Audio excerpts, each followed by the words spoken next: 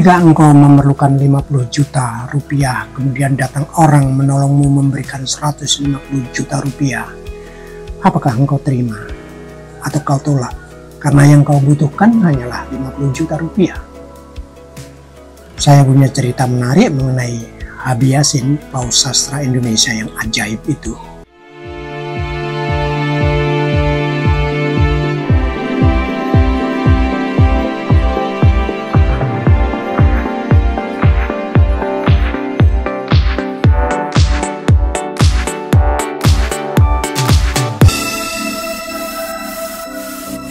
Saudara-saudara sebangsa dan setanah air, sedunia dan seakhirat, sesuku, seagama, sealiran atau tidak, jangan baperan. Nikmati keberagaman karena perbedaan melatih kita untuk belajar menghargai dia. Habib Yasin, Hans Bagui Yasin, seorang lelaki kelahiran Gorontalo, sudah almarhum. Oleh generasi 70-an, 80-an, dikenal luas sebagai kritikus sastra Indonesia. Oleh karena itu ia disebut juga sebagai paus sastra Indonesia. Karena jika sudah diperhatikan oleh Yasin, dikritik, diresensi, direview, maka karya tulis seseorang menjadi tampak berharga. Dan hal itu dianggap sebagai pembaptisan seorang sastrawan. Yang ingin tahu Habib Yasin bisa datang ke pusat dokumentasi sastra Habib Yasin yang berada di kompleks gedung Pusat Kebudayaan Tim Jakarta. Di sana kita bisa membaca buku-buku sastra karya sastrawan Indonesia. PDS Habib Yasin bahkan bisa disebut sebagai pusat dokumentasi sastra terlengkap di dunia.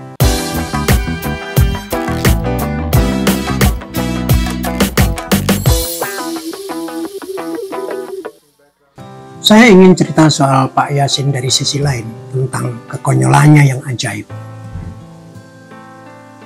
Begini, pada suatu ketika Habib Yasin merasa kesulitan keuangan, padahal ia sangat memerlukannya.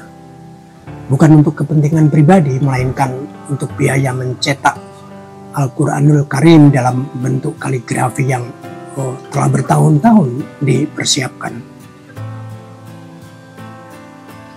Pada salah satu asistennya di perpustakaan Habib Yasin, paus sastra itu bertanya, siapa kira-kira yang bisa dimintainya, yang bisa diminta tolong.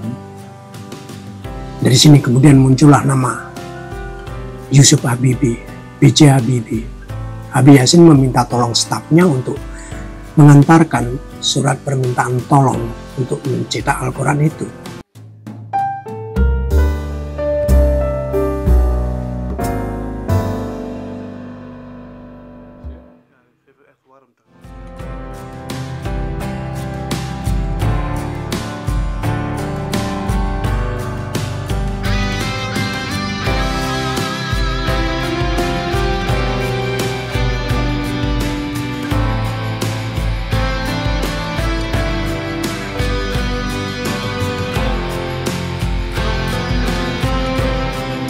Di kantor Habibie yang kala itu masih Menristek, ketua BPPT, Habib Yasin disambut dengan hangat oleh lelaki jenius yang pernah menjadi Presiden Republik Indonesia itu.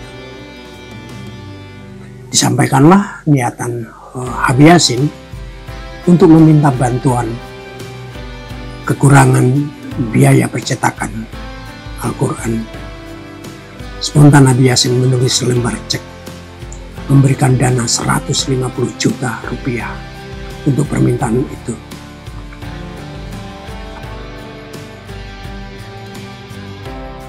Habib Yasin keberatan dengan jumlah itu, karena yang diinginkan hanyalah 50 juta rupiah. Habibie sebagai rasa apresiasi menurunkan jumlah bantuannya menjadi 100 juta rupiah. Tetapi tetap saja Habib Yasin menolaknya.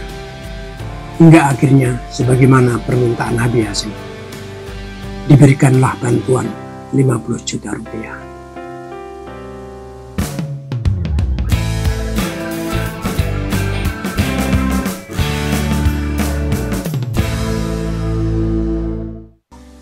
Namun apa yang terjadi beberapa bulan kemudian?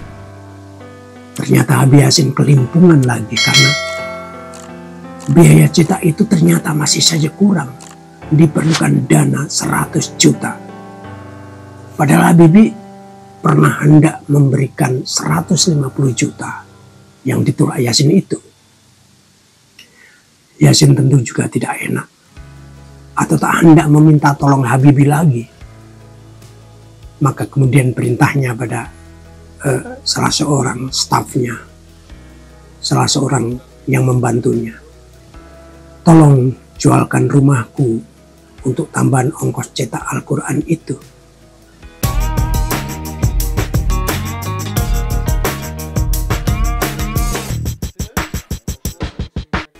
Apa makna kejadian itu? Abi Yasin yang sombong, yang tidak tahu bahwa Tuhan telah mengutus Habibie untuk menolongnya, itu terserah tafsir kita masing-masing.